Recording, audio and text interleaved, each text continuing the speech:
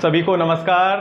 हम नीति शतक का अध्ययन कर रहे हैं। आज से हम अर्थ पद्धति प्रारंभ करेंगे। इससे पहले हम सभी ने मूर्ख पद्धति, विद्वत पद्धति और मान शौर्य पद्धति का अध्ययन कर लिया है।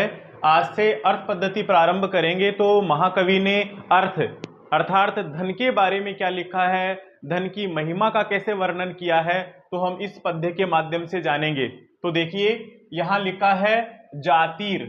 जातिर, इस रे का यहाँ विसर्ग हो जाएगा जब हम संधि विच्छेद करेंगे। तो जाति यातु रसातलम। रसातल होता है पाताल से थोड़ा सा ऊपर। जो अधोलोक हैं वो 7 हैं। 7 कौन कौन से हैं? अतल, वितल, सुतल, तलातल, रसातल, महातल और पाताल। ऐसे करके अधोलोक 7 हैं। तो महाकवि कह रहे हैं कि जो जातियां हैं ना, वो सारी जातियां कहां चली जाएं? रसातल में चली जाएं, पाताल के पास में चली जाएं, कोई फर्क नहीं पड़ता। लेकिन अपने पास में क्या होना चाहिए? अर्थ अस्तु नह केवलम। केवल हमारे पास में धन होना चाहिए। धन का इतना महत्व है। कहने का भाव ये है, महाकवि ये कहना चाह रहे हैं कि अगर आप बहुत अच्छी जाति में हैं तो कोई बहुत अच्छी जाति में रहने का कोई अर्थ नहीं रह जाता। जब आपके पास में धन नहीं है उसका कोई मतलब नहीं है। आप बहुत अच्छे कुल में हैं लेकिन आपके पास में धन नहीं है तो फिर वो कुल कोई काम का नहीं है। तो जो जातियां हैं वो कहाँ चली जाएं? रसातल में चली जाएं। और गुण गण है, से का विसर्ग हो जाएगा। गुण गण है तत्राप्यधो गच्छताम। यहाँ पर भी संधि विच्छेद कर लेंगे। तत्रापि अधः गच्छताम। जो गुणों का समूह है, गुण गण है, गुणों का जो समूह है वो तत्रापि अधः गच्छताम, उससे भी नीचे चले जाए। जो अभी रसातल पड़ा, रसातल के नीचे और महातल या पाताल तक पहुंच जाए तो भी कोई दिक्कत नहीं है। और सीलम, शैल तटात पततु, यहां पर संधि विच्छेद करेंगे, यण संधि हो रखी है। पततु सीलम, जो सील है, सदाचार है, वो पर्वत की चोटी से या पर्वत के तट से गिर करके चूर चूर हो जाए। पततु, गिर जाए, वहां से गिर करके चूर चूर हो जाए। और अभिजन संदह्यताम वहनीना, जो कुल आदि हैं वो वहनीना संदह्यताम, जो अग्नि है, आग है, उससे जल करके भस्म हो जाए। और शौर्य वैरिणी वज्रमासु निपततु, यहां पर भी संधि विच्छेद करेंगे, यण संधि हो रखी है। निपततु वज्रम आसु शौर्य वैरिणी, जो शौर्य है, धन से हीन कोई व्यक्ति है और उसके पास में शौर्य है तो वो शौर्य उसके दुश्मन के समान है।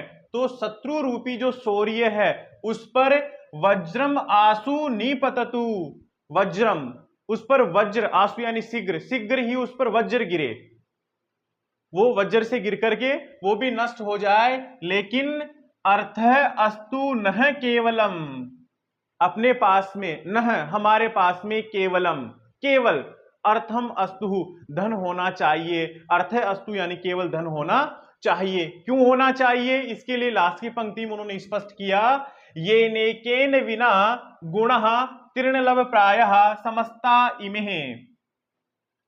येन एकेन विना, जिस एक के बिना, किसके बिना? अर्थ, धन के बिना, जिस एक के बिना, इमे समस्तः, ये समस्त गुण, समस्त गुण, तृणलव प्रायः, तिनके के समान है। ऊपर जो आपने ये गुण पढ़े हैं ना, जाति है, गुण समूह है, चाहे चरित्र है, सील है, जो अपने कुल आदि गण है, बंधुजन है, जो शौर्यता है, ये सब गुण है ना, ये केवल इस एक के बिना तिनके के समान है। कहने का भाव ये हुआ कि व्यक्ति के पास में इन गुणों के साथ में धन भी होना जरूरी है। अगर धन नहीं है तो फिर इन गुणों का कोई मोल नहीं रह जाता, कोई अर्थ नहीं रह जाता। इसको आज के परिप्रेक्ष्य में बहुत आसानी से समझा जा सकता है कि आपके समाज में, गांव में या परिवार में किसी व्यक्ति के पास में अच्छा चरित्र है, उसका जो नॉलेज लेवल है वो अच्छा है, तो गांव में या कहीं आसपास कोई फंक्शन होता है तो उसको कोई मुख्य अतिथि के रूप में इनवाइट करते हैं क्या? उसको नहीं करते। जिस व्यक्ति के पास में ज्ञान गुण समूह के साथ में, चरित्र के साथ में अगर अर्थ है, धन है, तो ही उस व्यक्ति को बुलाते हैं, अन्यथा उसको सब लोग इग्नोर कर देते हैं। जैसे बेरोजगार व्यक्ति है तो बेरोजगार व्यक्ति को कोई कहीं नहीं बुलाता कि आप हमारी सभा में आओ, लेकिन अगर उस व्यक्ति के पास में जैसे ही रोजगार आएगा, धन आने का कोई साधन मिल जाएगा, तो उस व्यक्ति को हर कोई पूछने लग जाएगा।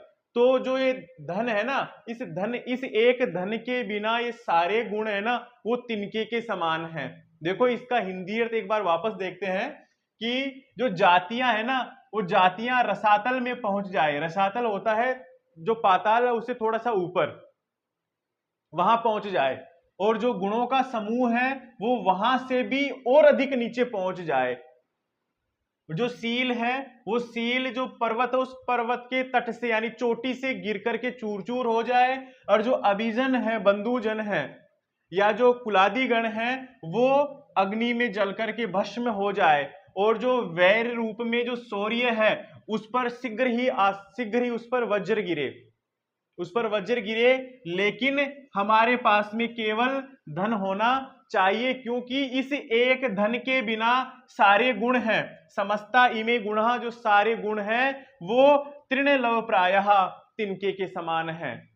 महाकवि है, इनमें जो जाति सील गुण है इनकी निंदा नहीं कर रहे हैं, वो ये कह रहे हैं कि ये भी होना चाहिए, लेकिन इस धन के बिना ये सारे जो गुण हैं वो सारे गुण तिनके के समान हैं। तो व्यक्ति के पास में धन भी होना चाहिए, व्यक्ति को धन संचय का पूरा प्रयास करना चाहिए। इस पद्य का हिंदी भावार्थ आप बहुत अच्छे से समझ गए होंगे।